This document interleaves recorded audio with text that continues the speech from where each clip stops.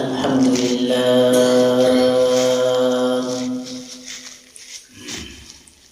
لله نحمده ونستعينه ونستغفره ونؤمن به ونتوكل عليه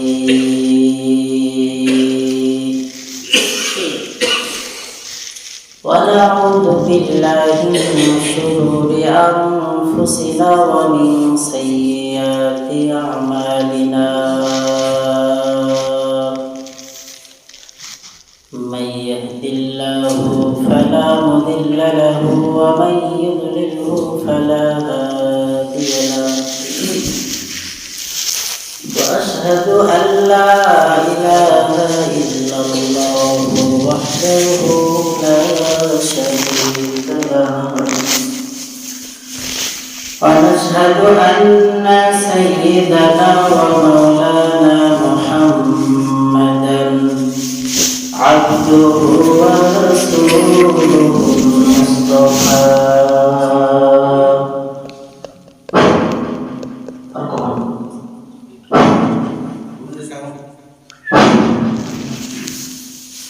صلى الله تعالى عليه وعلى آله وأصحابه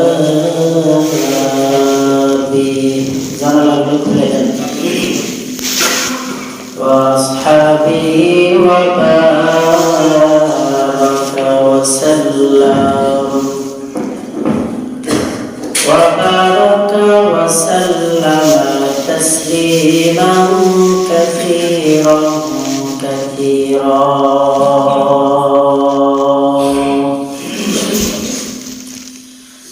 الذي أرسله الله تعالى بالحق بشيرا ونذيرا وداعيا إلى الله بإذنه وسراجا منيرا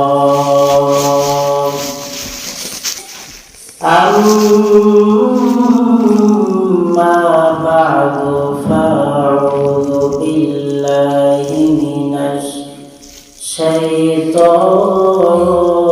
الرجيم بسم الله الرحمن الرحيم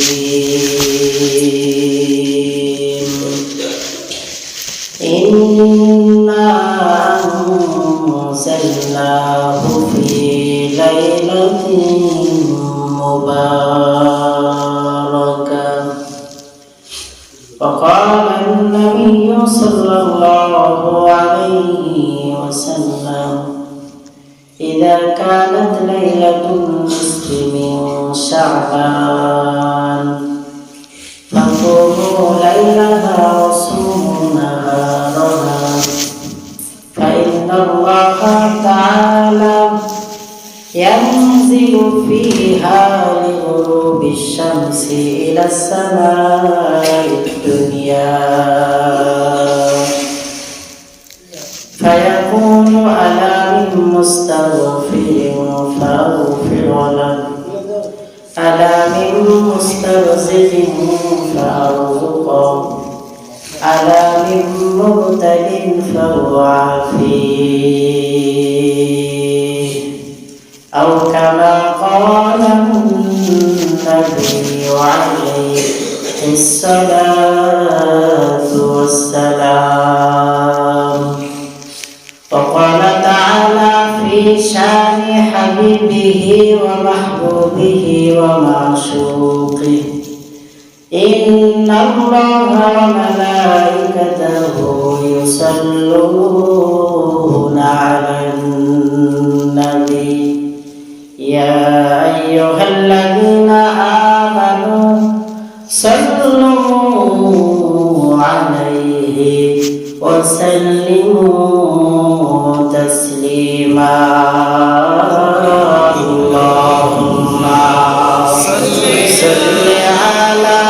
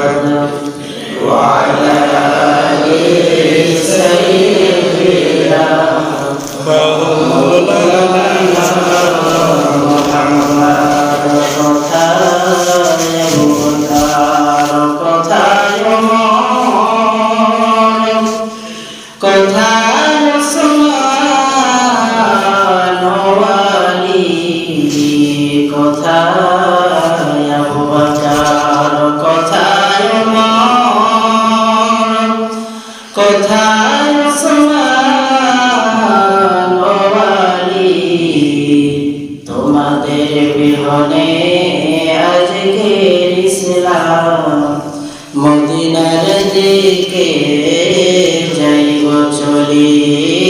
আল্লাহুম্মা সাল্লি আলা সাইয়্যিদিনা মাওলানা মুহাম্মদ ওয়া আলা আলি সাইয়্যিদিনা মাওলানা মুহাম্মদ। তোর বাড়ি মুসা নবী জোতা খোলা আদেশ পায়, নূর নবীজির বারের সুলার আল্লাহর রোজ ধন্য হয়। আল্লাহুম্মা সাল্লি আলা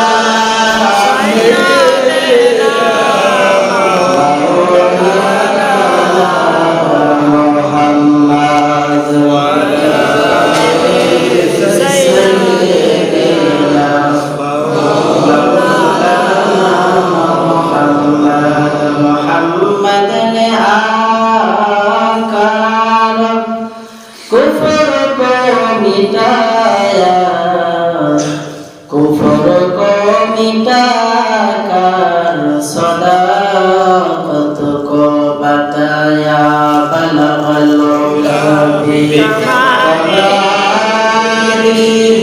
कशफत दुजा बिजमालिही हसनत जमीउ खिसालिही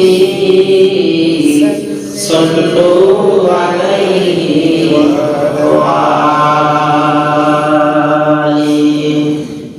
আলহামদুলিল্লাহ, আল্লাহ পাকের শুকর যে আল্লাহ তাআলা আমাদেরকে লাইলাতুল নিসফি মিন শাবানের রজনীতে এশারের নামাজ আদায়ের লক্ষ্যে মসজিদে আসা ও শবে বরাত পাওয়ার লক্ষ্যে মসজিদে আসার মতো তৌফিক দান করেছেন। এজন্য সকলেই নিয়ামতের শুকর আদায়ার্থে মুসলমান হিসাবে ঈমানের আওয়াজকে উঁচু করে এক আওয়াজে উচ্চ কণ্ঠে কালিমাতুশ শুকর আদায় করি। সকলেই জবান খুলে পড়ি আলহামদুলিল্লাহ। অতঃপর যে আল্লাহ তাআলা আমাদের হেদায়েতের জন্য, মুক্তির জন্য যুগে যুগে লক্ষাধিক নবী রাসূল পাঠিয়েছিলেন, তাদের মধ্যে আমার আপনার নবী সর্বশ্রেষ্ঠ নবী, যিনি দুজাহানের সরদার, মানবতার মুক্তির দিশারি, সাইয়্যিদুল মুরসালিন, রাহমাতুল লিল আলামিন, খাতামুন নবিয়্যিন, নবী মুহাম্মদ মুস্তাফা, সকলেই বলি সাল্লাল্লাহু আলাইহি ওয়াসাল্লাম। মুহতারাম সামিন, আমরা আজকে মসজিদে এসেছি।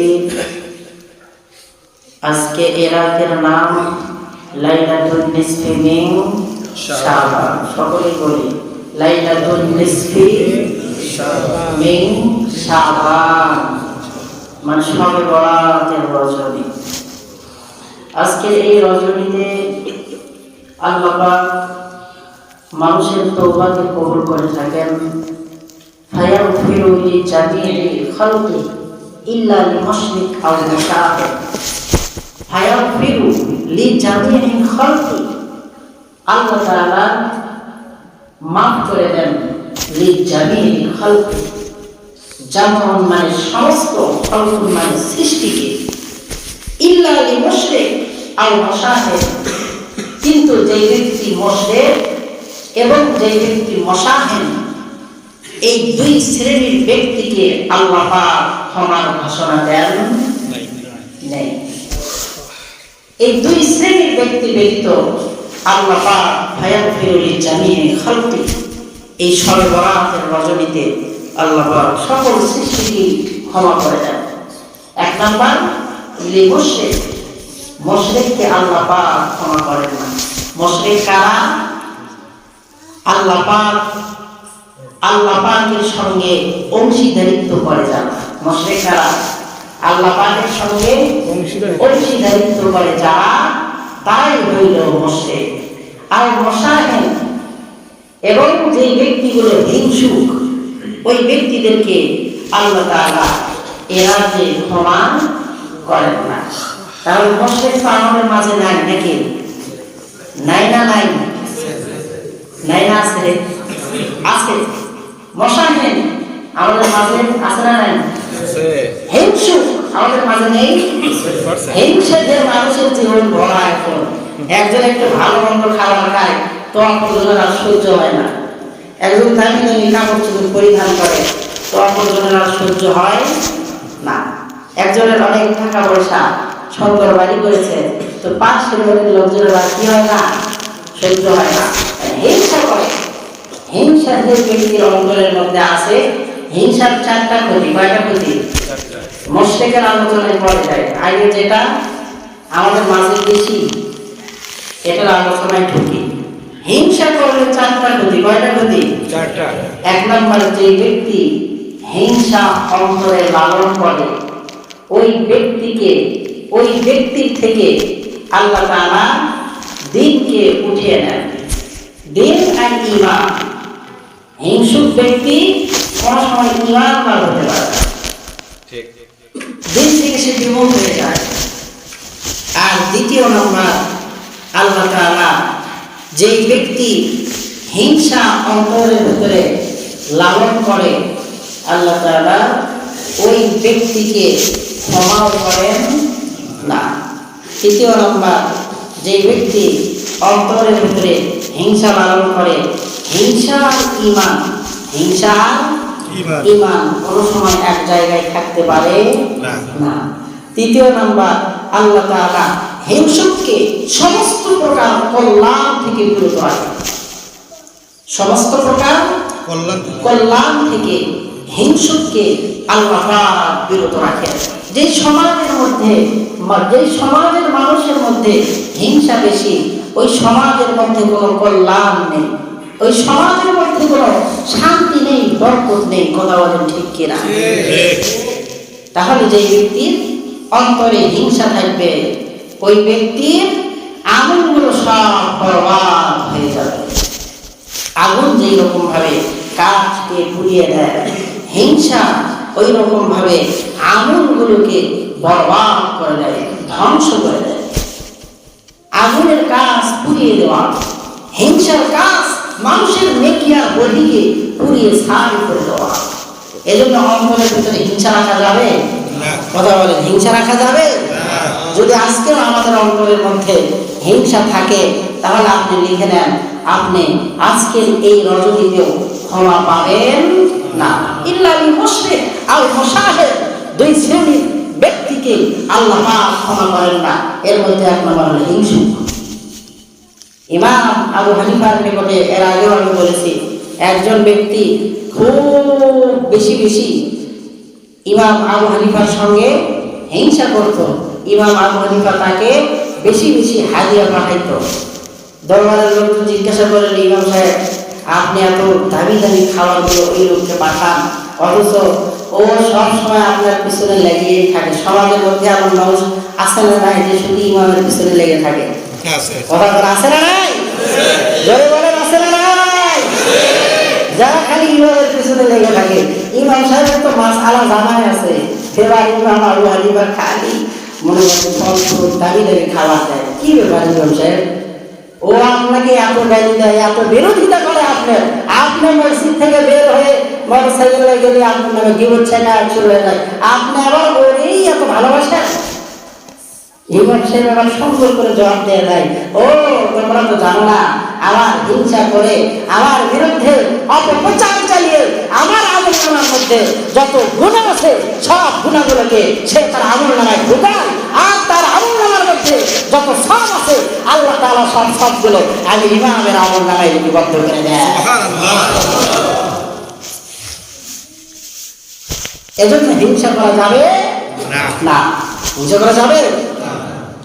হিংসা থেকে আমাদেরকে বিরত থাকতে হবে। যদি কল্যাণ পেতে চাই, আমরা কল্যাণ কেন পাইতে চাই বলেন? কল্যাণের জন্যই তো এত কিছু, ইমানদার হই এর জন্যই তো এত কিছু। ইমান আর হিংসা কোন সময় এক অন্তরের ভিতরে থাকতে পারে না। এই জন্য হিংসা থেকে আমাদেরকে, কিবির থেকে, হাসাদ থেকে আমাদেরকে ফিরিয়ে আসতে হবে। আল্লাহ তাআলা প্রথমত মাফ করে না আজকে রজনীতে মুশরিক যারা আল্লাহ পাকের সঙ্গে অংশীদারিত্ব করে। আল্লাহ পাক যা দিতে পারে মানুষও তাই দিতে পারে, এই চিন্তাধারা যার অন্তরের মধ্যে, ওই ব্যক্তিকে আল্লাহ তাআলা কোনো সময় ক্ষমা করেন না।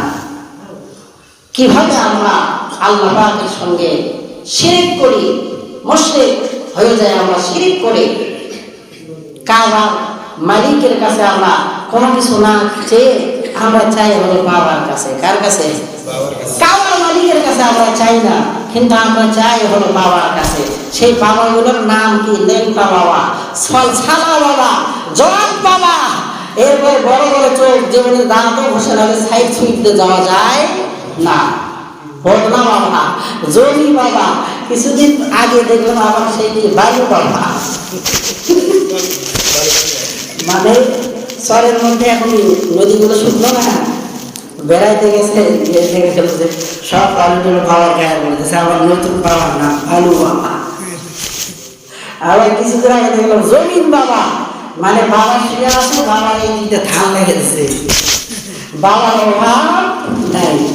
লেংটা বাবা, ছালা বাবা, জমি বাবা, এগুলোই মা আলাদা যে এরকম জাহান্নামী প্রতিমা, অমক মা, তমক মা, কালী মা, এই মা আলাদা যে এরকম জাহান্নামী, এই বাবা আলাদাও একই কায়দায় জাহান্নামী। কথা বলেন ঠিক কিনা? হিন্দুদের খালি মা, আর এই বাচ্চার গুলো খালি বাবা, ছালা বাবা, লেংটা বাবা, অমক বাবা, তমক বাবা। কথা বলেন ঠিক কিনা? এই বাবা আলাদা আর মা আলাদা কোনো সময় জান্নাতে যেতে পারবে না, কারণ তারা মুশরিক, তারা আল্লাহ পাকের সঙ্গে অংশীদারিত্ব করে, শিরক করে। বাড়িতে মা ঘুমিয়ে আছে, বাড়ির পাশে, আমার বাড়ির পাশে, আমার বাড়ির পাশে মা কবরের কিনারায় গিয়ে, কেমন সন্তান আমি, মা কবরের কিনারায় দাঁড়িয়ে আসসালামু আলাইকুম বলতে পারলাম না, ইয়া আহলাল কুবুর। বাবার কবরের কিনারায় গিয়ে, আমার জন্মদাতা বাবার কবরের কিনারায় গিয়ে দাঁড়িয়ে কোনো সময় বলতে পারলাম না আসসালামু আলাইকুম ইয়া আহলাল কুবুর। আমার দাদার কবরের কিনারায় গিয়ে আমি কোনো সময় দোয়া করতে পারলাম না, অথচ আমি ট্যাক্সেট ভাড়া করে, গাড়ি ভাড়া করে, এরকম মানে টেম্পু ভাড়া করে, অটো ভাড়া করে ঠিকই আমার বাবার কবরে যাইতে পারলাম। কথা বলেন ঠিক কিনা? কিয়ামত পর্যন্ত বাবার দরবারে দোয়া করলে ওই দোয়ার কোনো গ্যারান্টি আছে? কবুল হওয়া? মার কবরের কিনারায় দাঁড়িয়ে দোয়া চান, মার কবরের কিনারায় দাঁড়ানোর লোক নাই, কিন্তু বাবার দরবারের লোকের অভাব নাই। একে আপনাদেরকে বুঝাই করে মা বাবা বসে বেঁচে আছেন, মার সম্মুখ পানে আপনি কোনো সময় গিয়ে বলতে পারলেন না মা তোমার সন্তানটার জন্য একটু দোয়া করিও, বাবা তোমার সন্তানটার জন্য একটু দোয়া করিও। মা বাবার সামনেই যাইতে পারে না, কি জন্য? মা বাবাকে ভাত দেয় না। কথা বলেন ঠিক কিনা? এমন লম্পট দেশের মধ্যে আছে না? মা বাবার খবর রাখে না, কিন্তু খাজা বাবার খবর ঠিকই রাখে। খাজা বাবাও বড় চালাক। খাজা বাবা আপনারা এখান থেকে ওখানে যান, খাজা বাবা ওখান থেকে উঠিয়া ওই পাহাড়ের চূড়ায় বসে থাকে। কোন একজন দুইজন ছাত্র ওস্তাদকে বলেছিল কোথায় যাও? খাজা মঈনুদ্দিন চিশতির মাজারে যায় ওস্তাদ সাহেব। ওস্তাদ সাহেব বললেন খাজা মঈনুদ্দিনের মাজারে না গিয়ে তোমরা ওই সাহারানপুর পেরিয়ে বড় একটা পাহাড় আছে, সেই পাহাড়ের উপরে গিয়ে তোমরা তাকিয়ে দেখবা যে একজন লোক নিচের দিকে কাল্লাকা নিয়ে আল্লাহ পাকের জিকির আজকার করতেছে। ওস্তাদের কথা শুনে ছাত্র এবার ওই পাহাড়ের চূড়ায় চলে গেলেন। পাহাড়ের চূড়ায় যাওয়ার পরে তাকিয়ে দেখে ঠিকই তো ওস্তাদ বলেছে যে পাহাড়ের চূড়ায় উপরে একজন আল্লাহওয়ালা ব্যক্তি কাল্লাটা দুই ঠ্যাঙের মাঝখানে দিয়ে আল্লাহ আল্লাহ জিকির করে। ছাত্রগুলো এবার পাশে গিয়ে দাঁড়ালেন, সালাম দিলেন, ও আল্লাহর ওলি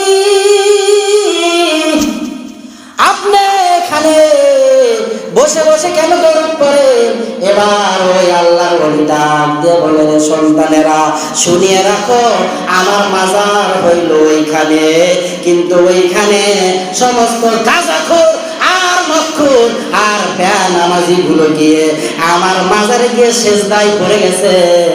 আমি আল্লাহর বলি, তাদের অত্যাচারে ওই মাজার ছেড়ে এই পাহাড়ের চূড়ায় এসে বসে আছি। বাবার খোঁজে গেলেন, বাবা কি ওখানে আছে? কথা বলেন, আছে? বাবা ওখানে নাই। বাবা জায়গা মতো গিয়ে আল্লাহকে ঠিকই স্মরণ করছে, কিন্তু আপনি তো আল্লাহ পাকের সঙ্গে শিরক করে বসলেন। এজন্য কাবার মালিকের কি কাছে চাইতে হবে, বাবার কাছে নয়। তবে জন্মদাতা বাবার কাছে চাইবে, জন্মদাতা মার কাছে চাইবে। বড় দুঃখজনক হলো সত্য যে মা বাবার খবর নেই, ভিন্ন বাবার চিন্তায় আমাদের ঘর নাই। বাবাই বলছে যে তোমার বাড়িতে আমি অনেকদিন যাব দাওয়াত খাইতে, তো বাবা মাঝে মাঝে, বাবা এই লোকের বিবি আমার খুব চালাক, বাবা মাঝে মাঝে খেপে ওঠে, কি ব্যাপার যে চুপ থাকো, আমার বাবা এখানে ঠিক, কিন্তু আমার বাবা মক্কা মদিনাতে মুরগি ঢুকছে, সেই মুরগি খেলাইতেছে। বিবি চিন্তা করলেন কি বাবা মাঝে মাঝে এরকম লেখা ওঠে কেন, খিদা বেশি লাগছে নাকি? এবার বিবি চিন্তা করলো যে বাবা এখান থেকে ওই মক্কা মদিনাতে মুরগি খেলায়, তাহলে বাবাকে একটু চেক করতে হবে যে এটা আসল বাবা না ভণ্ড বাবা না আসল বাবা। এবার বিবি মুড়িদের স্ত্রী খুব চালাক, হাতের নিচে তরকারি দিয়েছে, বাবার সামনে খাইতে দিছে, বাবা আর খাওয়া শুরু করে না। বলে, পীর সাহেব আপনি খাওয়া শুরু করেন না কেন? এই একটা তরকারি দিয়েছ। এবার খেপে গিয়ে বলছে স্ত্রী, তুমি তো বাবাকে খাবার দেওয়া হয়েছে, বাবাকে এরকম ভাবে অপমান করলে, তরকারি তো দাও নাই, বাবা 1 ঘন্টা হলো বসে আছে। বিবি এবার একটা ঝাঁটা নিয়ে বাবার দরবারে চলে আসছে আর বলছে যে তুমি এখান থেকে ভণ্ডামি করার জায়গা পাও না, কাবার মুরগি খেদাও, অথচ তোমার ভাতের মধ্যে তরকারি, তুমি এটাই চোখে দেখো না, কিসের তুমি বাবা? তুমি বাবা না কি? এবার তোমার জুতো পেটা আর ওই ছাপা পেটা ছাড়া কোনো বুদ্ধি নাই, কথা বলেন ঠিক কিনা? এরকম বাবা দেশে আছে না নাই? অনেক আছে, আমরা এলাকায় দেখে টিয়ের পাই কম। আপনি ঢাকাতে যান, দেখবেন যে মরে মরে বাবা, মরে মরে বাবা। এই বাবার তালে যারা পড়ছে তারা চির ধ্বংস হয়ে গিয়েছে। বাবার তালে যারা পড়ছে তারা চির ধ্বংস হয়ে গিয়েছে। 2-4 দিন পর পরই আপনাকে বলবে যে আমার বাবা অমুক খাইতে চেয়েছে, অমুক খাইতে চেয়েছে, তমুক খাইতে চেয়েছে।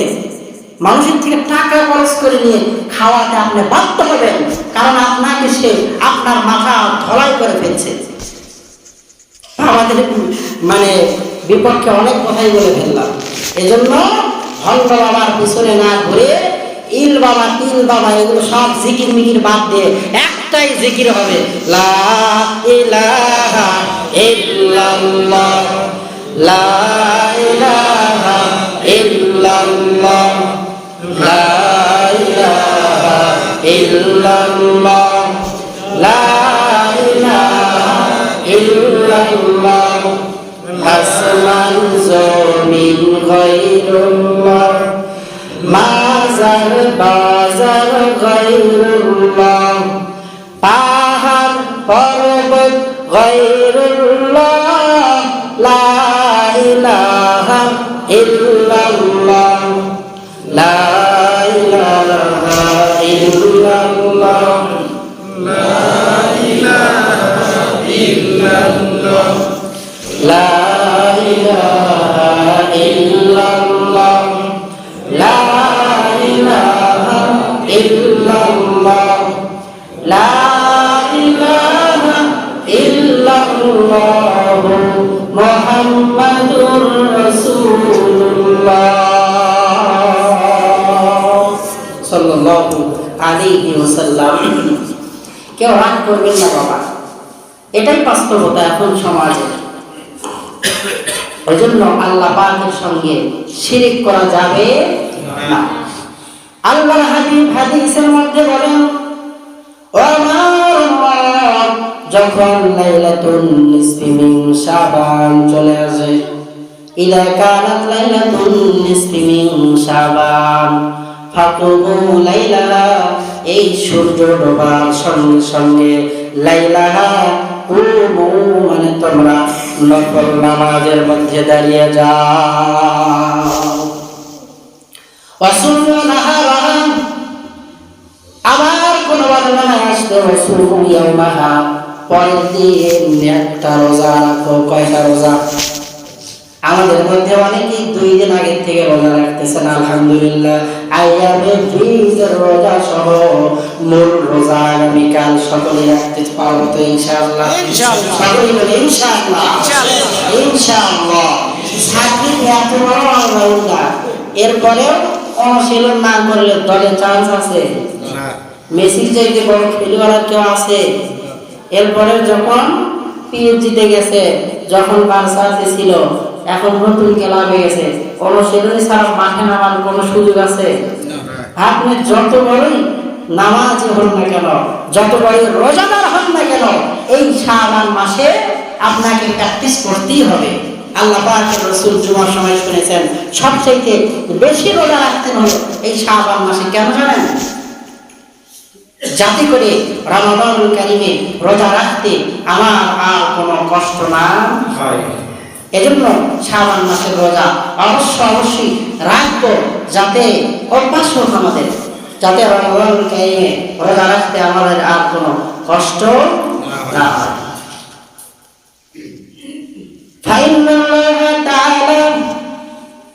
নিশ্চয় আল্লাহ রাব্বুল আলামিন লাইলাতুল নিসফি মিন শাবানের রজনীতে ইয়ানজিলু ফিহা লিগুরুবিশ শামসি ইলাস সামাই দুনিয়া। গুরুবিশ শামসি, শামসুন মানে সূর্য, গুরুব মানে যখনই অস্তগমিত যায় সঙ্গে সঙ্গে আল্লাহ রাব্বুল আলামিন আরশে আজিম থেকে প্রথম আসমানে অবতরণ করে। সুবহানাল্লাহ বলে।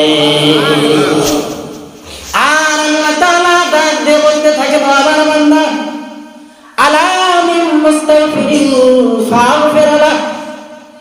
তোমাদের পুরা জিন্দেগিটা তো গুনাহে জর্জরিত। বান্দা যেদিকে তাকাও সেই দিকে গুনাহ, ডানে তাকাও তো চোখের গুনাহ, বামে তাকাও চোখের গুনাহ, রাস্তায় চলো তো পায়ের গুনাহ, খাবার খাও তো হারাম খেয়ে তোমার পেটের ভিতরে হারাম ঢুকানোর গুনাহ, রাস্তাঘাটে চলো তো কানের ভিতরে গানের আওয়াজ ঢুকে, কানের ভিতরে গানের আওয়াজের গুনাহ, তোমার চোখের মধ্যে বেগানার দিকে তাকাইছো ওই বেগানার দিকে তাকানোর গুনাহ, অন্তরের মধ্যে অন্যের ক্ষতি করার পরিকল্পনার গুনাহ, তোমার পায়ের মধ্যে অন্যায় কাজে পা বাড়ানোর গুনাহ, তোমার হাতের মধ্যে অন্যের ক্ষতি করার গুনাহ, তোমার পুরা শরীরটাই তো গুনাহে জর্জরিত। বান্দা ও বান্দা, আমি আল্লাহ রাব্বুল আলামিন এমন মায়ের রব, মা তার সন্তানকে, সন্তান যখন মাকে মা বলে ডাক দেয়, সন্তান যখন বাবাকে বাবা বলে সুন্দর করে ডাক দেয়, সন্তানের শরীরের ভিতরে ধুলাবালু লাগানো থাকে, ওই সমস্ত ধুলাবালুর দিকে তার মা তার সন্তানের দিকে ভ্রুক্ষেপ করে না, ওই সমস্ত ধুলাবালু কাদার দিকে বাবা তাকায় না, না তাকাইয়া ওই সন্তানটারে তার কলিজার ভেতরে বড় আদর করে উঠিয়ে নেয়। আল্লাহ তাআলা ডাকতে বলে, আমার বান্দা তোমার পুরা শরীরটাই তো গুনাহের ধুলা বালু দ্বারা মাখানো, আজকে এই লাইলাতুল বরাত মানে মুক্তির রজনী, আমি আল্লাহ তাআলা অনেক গুনাহগারকে আমি আল্লাহ তাআলা ক্ষমার ঘোষণা করে দেই। তোমাদের আমলনামার মধ্যে গুনাহের কোনো অভাব নাই রে বান্দা, আমি আল্লাহ তাআলার কাছে ক্ষমা চাও, আমি আল্লাহ রাব্বুল আলামিন ওই আরশ থেকে প্রথম আসমানে তোমাদের ক্ষমা করে দেওয়ার জন্য চলে আসছি। আলামিন মুস্তাগফিরিন ফারজুক, রিজিকের জন্য কত মানুষের কাছে গেলে আর বললেন ভাই একটা চাকরির দরকার, আবার কত মানুষকে ফোন দিলেন, বললেন ভাই আমার 500 টাকার দরকার, কত কাছের মানুষকে বললেন, কেউ আপনাকে রিজিকের পেরেশানি দূর করে দিতে পারলো না। আল্লাহ তাআলা প্রথম আসমানে এসে বান্দাদেরকে ডাক দিয়ে বলে, আমার বান্দা, তোমার রিজিকের পেরেশানি আমি আল্লাহ তাআলা তোমাকে দেওয়ার জন্য প্রথম আসমানে চলে আসছি। বান্দারে, দুনিয়ার কোন মানুষের কাছে নয়, আমি আল্লাহ তাআলার কাছে চাও। আমি আল্লাহ রাব্বুল আলামিন তোমার সমস্ত অভাবকে, তোমার সমস্ত রিজিকের ফয়সালা আমি আল্লাহ তাআলা আসমান থেকে করে দিব। আলামিন মুতালিম ফাওয়াফি, ও বান্দা, বিপদ আপদ তোমার পিছু ছাড়ে না। কত কবিরাজের কাছে গেলাম আর বললাম, কবিরাজ সাহেব বিপদ আপদ আমার পিছু ছাড়ে না, একটা তাবিজ দেন। আল্লাহ তাআলা ডাক দেন, দুনিয়ার কারো কাছে যাওয়ার দরকার নাই। এই লাইলাতুল বরাত মুক্তির রজনীতে আমি আল্লাহ তাআলার কাছে দুহাত তুলে ফরিয়াদ করো, আমি আল্লাহ তাআলা তোমার সমস্ত বিপদ আপদ গুলোকে দূরে ঠেলে দিব। এই জন্য চাইতে হবে কার কাছে? আল্লাহর কাছে। জোরে বলেন, কার কাছে? আল্লাহর কাছে। আল্লাহ পাকের কাছে চাইতে হবে। আল্লাহ ছাড়া অন্য ভিন্ন কারো কাছে চাওয়া যাবে না। আজকের এই রজনী তওবা করার রজনী। এই রজনীর 27টা নাম জুমার সময় আমি বলেছিলাম। এক নাম্বার নাম হলো লাইলাতুল মুবারাকা, মুবারাকুল রজনী, আজকের এই রজনী। দ্বিতীয় নাম্বার লাইলাতুল বরাত, শবে বরাত, ভাগ্যের রজনী, মুক্তির রজনী। তৃতীয় নাম্বার লাইলাতুল নিসফি মিন শাবান, শাবান মাসের অর্ধ রজনী। আল্লাহর হাবিব এই শাবান মাসের অর্ধ রজনীতে এশার নামাজ আদায় করার পর বাড়িতে ঢুকলেন। বাড়িতে ঢোকার পরে আম্মা জান আয়েশার গৃহে প্রবেশ করলেন। আম্মা জান আয়েশা বর্ণনা করেন, আল্লাহর হাবিব আমার ঘরে তাশরীফ আনলেন। আমি সব প্রত্যক্ষ করে দেখলাম। আল্লাহর হাবিব শরীর থেকে জুব্বাটা খুললেন, মাথা থেকে পাগড়ি মোবারক খুললেন। তার মানে আমি এখন বুঝতে পারলাম যে আল্লাহর পয়গম্বর এখন বিছানায় শয়ন করবেন। আল্লাহর পয়গম্বর বিছানায় চলে আসলেন। কিছুক্ষণ পর আল্লাহ রাব্বুল আলামিন জিবরিল আমিনের মাধ্যমে জানিয়ে দিলেন, নবী আপনি আজকে রজনীতে ঘুমিয়ে থাকবেন হবে না, কারণ আজকের রজনীটা হলো লাইলাতুল নিসফি মিন শাবান। আল্লাহ হাবিব উঠিয়ে পড়লেন, আমার জুব্বা পরিধান করলেন, আবার মাথার মধ্যে পাগড়ি পরিধান করলেন। পাগড়ি পরিধান করার পরে আল্লাহর হাবিব ঘর থেকে বেরিয়ে পড়লেন। আম্মা জান আয়েশা বর্ণনা করেন, আমি মনে মনে ভাবলাম যে আমার পয়গম্বর মনে হয় ভিন্ন কোনো বিবির ঘরে যাবে। আমি আয়েশা আল্লাহ পাকের রাসূলের পিছু পিছু নিলাম, কিন্তু তাকিয়ে দেখি আল্লাহ পাকের রাসূল অন্য ভিন্ন কোন স্ত্রীর ঘরে নয়। আল্লাহর পয়গম্বর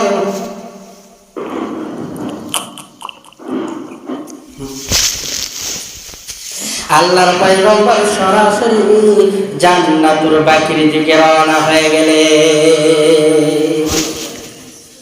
আমি আয়েশা আল্লাহ পাকের রাসূলের পিছু পিছু নিলাম, আর তাকিয়ে দেখলাম আল্লাহর হাবিব কোথায় যায়। জান্নাতুল বাকির কিনারায় দাঁড়িয়ে থাকে না, ভিন্ন কোথাও যায়। আস্তে আস্তে আয়েশা সিদ্দিকা রাদিয়াল্লাহু তাআলা আনহা আল্লাহর পয়গম্বরের নিকটবর্তী হলেন।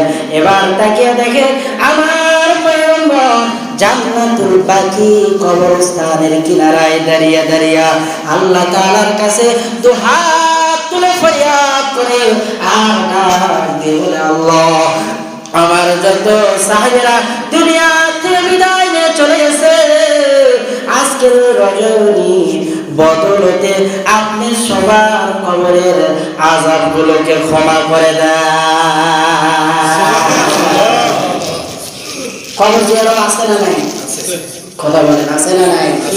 যারা বলে কবর জিয়ারত নাই, ওদের চোখে হাদিসই নাই। কথা বলেন ঠিক কিনা?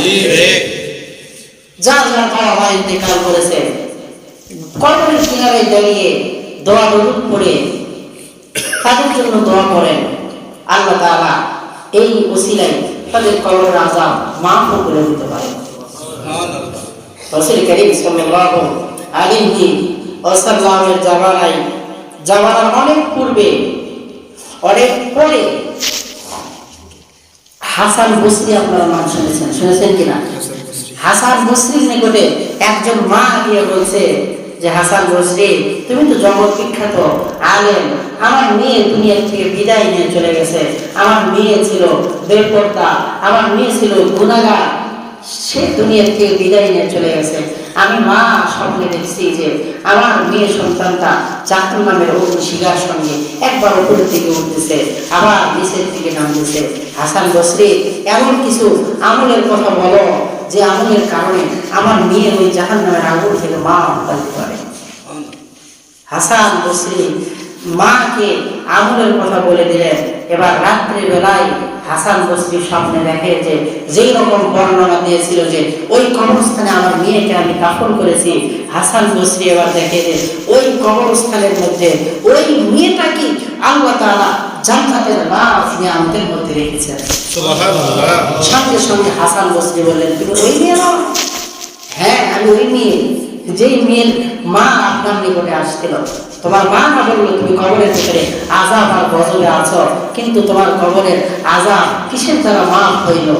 সঙ্গে সঙ্গে মেয়েটা বলে, হাসান বসরি, আমাদের কবরের কিনারা দিয়ে একজন ব্যক্তি যাইতেছিল, সে তার বাবার জন্য, সে তার আত্মীয় স্বজনের জন্য কবরস্থানের কিনারায় দাঁড়িয়ে দরুদ শরীফ, কুল সূরা, এরপরে সূরা ফাতিহা করে দোয়া করেছে আর বলেছে, আল্লাহ আমার বাবা মাকে তো ক্ষমা করো, আর যারা এখানে শাহিদ আছে এদের সবাইকে তুমি ক্ষমা করে দাও। ওই ব্যক্তির দোয়াকে আল্লাহ তাআলা কবুল করে দিয়ে এই কবরস্থানের মধ্যে যত মাইয়াত ছিল আল্লাহ তাআলা সবার কবরে জান্নাতের বাগান বানিয়ে দিয়েছে। সুবহানাল্লাহ। আপনারা মৃত্যুর পরে আপনার গরমে, মানে জমি জমার গরম আছে না, হ্যাঁ, আমি মৃত্যুর পরে আমার জমিতে আমাকে রাখতো, আমার কবরস্থানে রাখতো। আপনার জমিতে আপনার ঠিকই দাফন করা হবে, আপনার কুলঙ্গার সন্তান আপনার কবরে জিন্দেগিতে এসে দাঁড়াবে না। কথা বলেন ঠিক কিনা?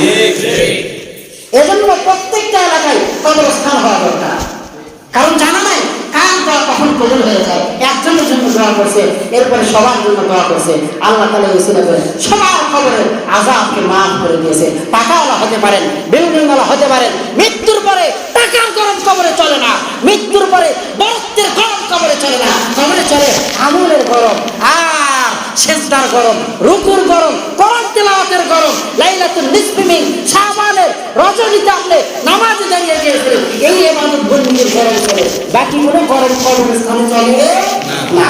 এজন্য সন্তানদেরকে নসিহত করে যাবেন যে আমাকে ওই একা একা ফাঁকা জায়গায় না রেখে আমাকে ওই কবরস্থানে রাখিও। পারিবারিক কবরস্থান বললে আলহামদুলিল্লাহ, ওখানে কবরস্থানে কবর দেওয়া রাসূল করিম সাল্লাল্লাহু আলাইহি ওয়াসাল্লামের জামানায় কবরস্থানে কবরের জান্নাতুল বাকিতে সমস্ত সাহাবাদেরকে কবর দেওয়া হয়েছে। ওমর ফারুক রাদিয়াল্লাহু তাআলা আনহু কান্না করতেছে আর বলতেছে যে সারা জীবন রাসূলের সঙ্গে আমি কাটালাম, আর আমি ওই রাসূলের রওজার কিনারায় না ঘুমিয়ে, রাসূলের পাশে না ঘুমিয়ে জান্নাতুল বাকিতে আমি অমর ঘুমিয়ে থাকবো, আমি অমর জান্নাতুল বাকিতে ঘুমিয়ে থাকবো, আর আমার ঘুম হবে, এটা তো হতেই পারে না। ওমর ফারুক রাদিয়াল্লাহু তাআলা মৃত্যুর শয্যায় ফজরের সময় নামাজের মাসাল্লায় দাঁড়িয়ে গিয়েছে। ইহুদির সন্তান আবু লুলু খঞ্জর দ্বারা ওমরকে 3টা আঘাত করেছে। ডানে আঘাত করার সঙ্গে ভুঁড়িগুলো বের হয়ে গেছে, বামে আঘাত করেছে, পিঠের সঙ্গে আঘাত করেছে। আঘাত করার সঙ্গে সঙ্গে ওমর ফারুক জমিনের ভেতরে লোটায় পড়ছে। সঙ্গে সঙ্গে আব্দুর রহমান ইবনে আউফ নামাজ বাদ দিয়ে ওমরের নিকটে গেছে আর বলতেছে, খলিফাতুল মুসলিমিন আপনার এই অবস্থা। ওমর ডাকতে বলে, আব্দুর রহমান খবরদার আমার শরীরে হাত দিবি না, বাকি রয়েছে 1 রাকাত নামাজ, এই 1 রাকাত নামাজ ইমাম হয়ে আদায় করবি, এরপরে আমি ওমরের শরীরে হাত দিবি। রাকাত নামাজ আদায় করার পরে সবাই ওমরে ফারুককে ধরে, আর বাঁচানো কোনোভাবেই সম্ভব নয়। এই দিক দিয়ে পানি দেয়, সব এই দিক দিয়ে বের হয়ে যায়। ওমরে ফারুক রাদিয়াল্লাহু তাআলা আনহু সন্তান আব্দুল্লাহকে বলল, ও আব্দুল্লাহ, ওই জান্নাতুল বাকিতে আমি একা একা ঘুমিয়ে থাকবো, সারা জীবন আমি রাসূলের সঙ্গে কাটিয়ে দিয়েছি, এটা আমার পক্ষে সম্ভব নয়। ওই জান্নাতুল বাকিতে তো আমার ঘুমই ধরবে না। তাড়াতাড়ি আম্মা জান আয়েশার নিকটে যাও, আয়েশার কাছ থেকে তুমি পারমিশন নিয়ে আসবা যে নবীজির বাম পাশে যে জায়গাটা আছে ওই জায়গাটা আমি ওমরকে দিবেনি। ওমরের ছেলে আব্দুল্লাহ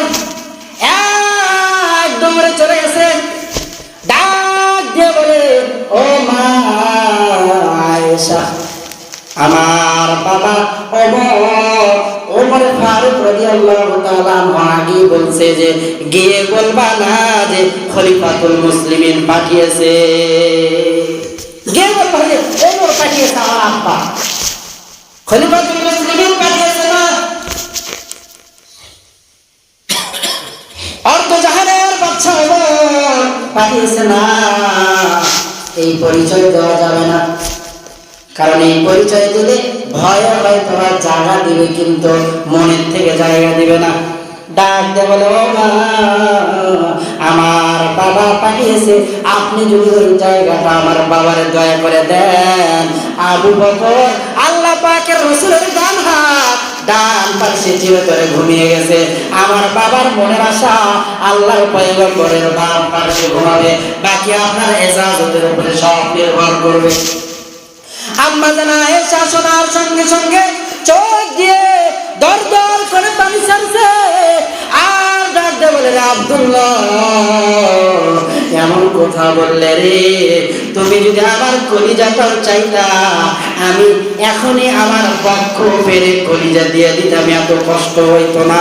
কারণ আমার অন্তরের ভেতরে বড় আশা, আমি মৃত্যুর পরে আমার স্বামী আর আমার বাবার কিনারায় ঘুমাবো।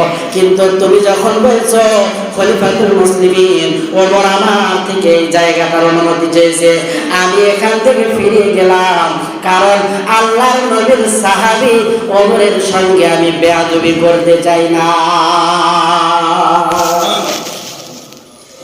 এবার ওমরের নিকটে গিয়ে বলল, ও বাবা, আপনার এত ইজাজত দিয়েছে আম্মা জান আয়েশা। বলল, কি বলেছ? খলিফাতুল মুসলিমিন জায়গা চেয়েছে, এরকম কিছু বলছো নি? বলল, ও বাবা, আপনি বারবার এই কথা বলেন কেন? খলিফাতুল মুসলিমিন ওমর বলল, রে আব্দুল্লাহ, তোমার মাথায় বুদ্ধি কম, কিন্তু খলিফাতুল মুসলিমিন যদি বলো, অর্ধ জাহানের খলিফা যদি বলো, তাহলে আমার ক্ষমতার গরম দেখানো হবে। আর আল্লাহ তাআলা কিয়ামতের দিন যদি বলে, ওই বিধবা নারী আয়েশার থেকে ওমর তোমার ক্ষমতার বল দেখায়া, দাপট দেখায়া জায়গাটা চেয়েছিল, আমি আল্লাহ তাআলার ওই আদালতের আসামি হয়ে যাব। ওমর ফারুক শুনলেন যে আয়েশা শোনার সঙ্গে সঙ্গে চক্ষু দিয়ে দরদর করে পানি ছাড়ছে, আর বলছে, আমি আমার বাবা ও স্বামী কিনারায় ঘুমাইতে চেয়েছিলাম। এবার ওমর বললেন যে আমার মৃত্যু হয়ে যাওয়ার পরে ওই জান্নাতুল বাকির দিকে আমার কবরটা খুঁড়বা, সেখানেই দাফন দিতে নিয়ে যাইবা, কিন্তু রাসূলের রওজার সম্মুখপানে দিয়ে আমার লাশটা নিয়ে যাবে। যদি সেই দিন আয়েশা বলে যে ওমরের দাফনটা রাসূলের কিনারায় দাও, তাহলে আমি ওমর মনে করব ওই দিন আয়েশা আমার ক্ষমতার দাপটের কারণে নয়, আমার ক্ষমতা আছে এই ভয়ে নয়, সে নিজ থেকেই তার ওই প্রিয় জায়গাটা আমার দিয়ে দিয়েছে।